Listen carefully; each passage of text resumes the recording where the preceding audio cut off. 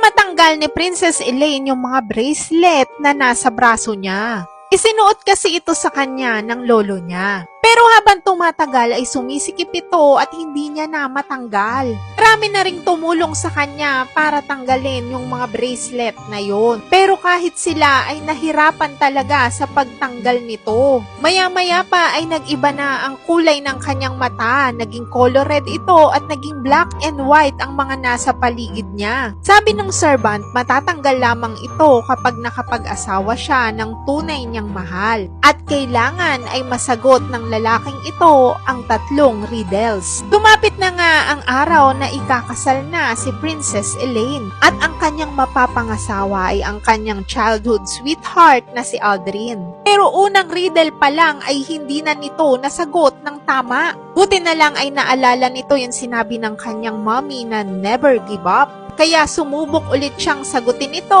at sa unang pagkakataon ay nasagot niya nga ito ng tama. Habang yung pangalawang riddle ay nasagot niya rin ng tama. Pero nung pangatlong riddle na ang tanong, tila ba nahirapan siyang sagutin ito dahil na-discover niya na yung king na daddy ni Elaine ay siyang pumaslang sa kanyang mommy.